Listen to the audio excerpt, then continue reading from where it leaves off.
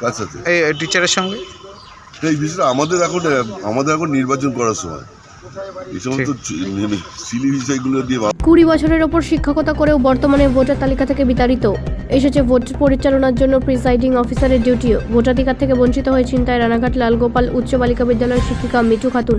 নদিয়া রানাঘাটের বাসিন্দা, পেশায় রানাঘাট লালগোপাল উচ্চ বালিকা বিদ্যালয়ের শিক্ষিকা মিঠু খাতুন। 2002 সালে ভোটার লিস্টে নাম থাকা সত্ত্বেও নামের বিভ্রান্তির জন্য দাঁড়াতে হয়েছিল শুনানির লাইনে।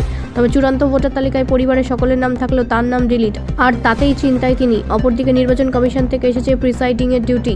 শিক্ষিকার অভিযোগ, কমিশনকে তার নাম বাদ যাওয়া প্রসঙ্গে জানানো সত্ত্বেও নিতে হয় প্রশিক্ষণ।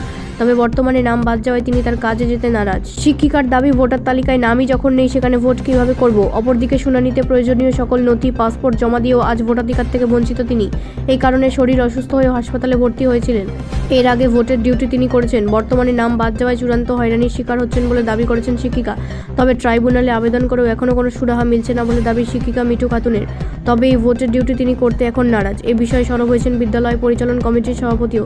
তিনি জানান, শিক্ষিকার একার নয়, এই বিদ্যালয়ের আরেকজন চতুর্থ শ্রেণীর কর্মীরও নাম বাদ গেছে।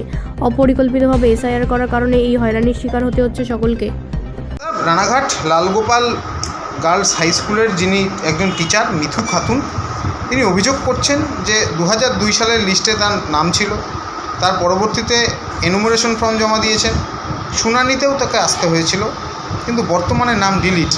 বর্তমানে তাকে প্রিসাইডিংয়ের ডিউটিও দেওয়া হয়েছে। তিনি বলছেন নিজের নামই নেই, ভোট করাবো কী করে।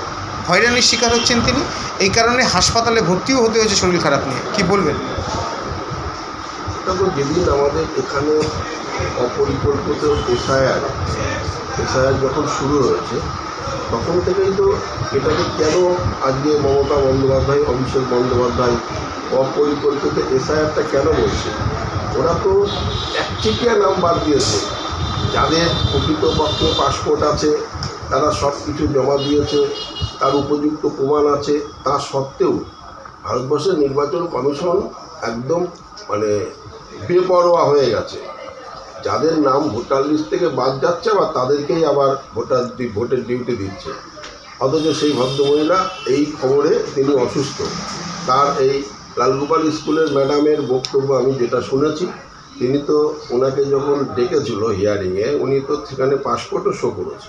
2002 সালের উনি সমস্ত ডকুমেন্টস দিয়েছে, উনি চাকরি করছে। এই যে একটা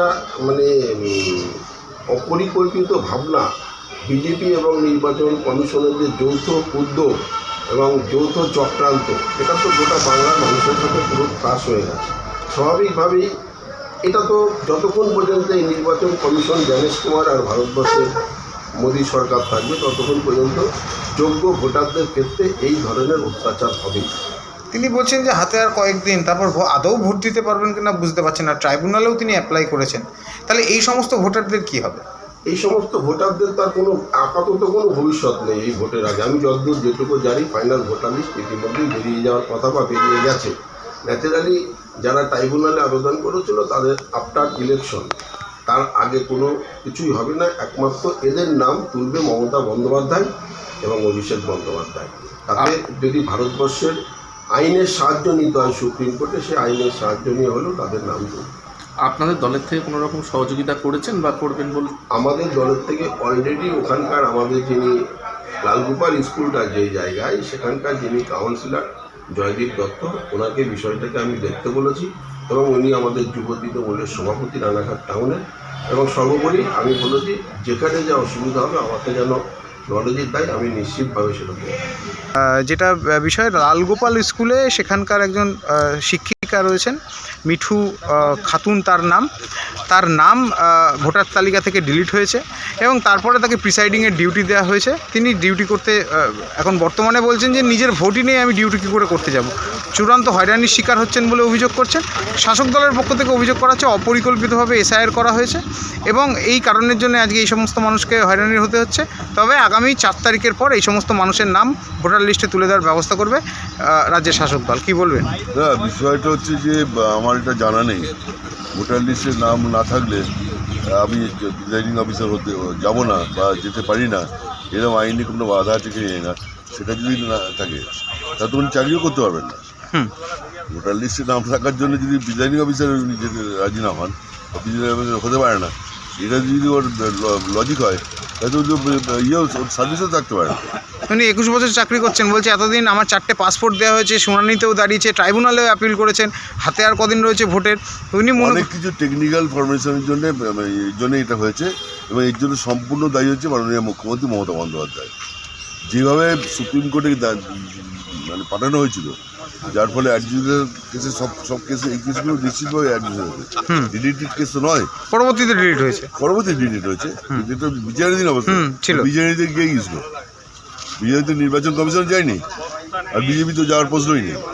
গিয়েছিল তো মমতা বন্দ্যোপাধ্যায় বিচার চাইতে, তাতে বিচারকগুলো বিচার দিয়েছে। এই বিষয়ে কি আপনারা কি ওনার সঙ্গে যোগাযোগ করবেন, কার সাথে? এই টিচারের সঙ্গে?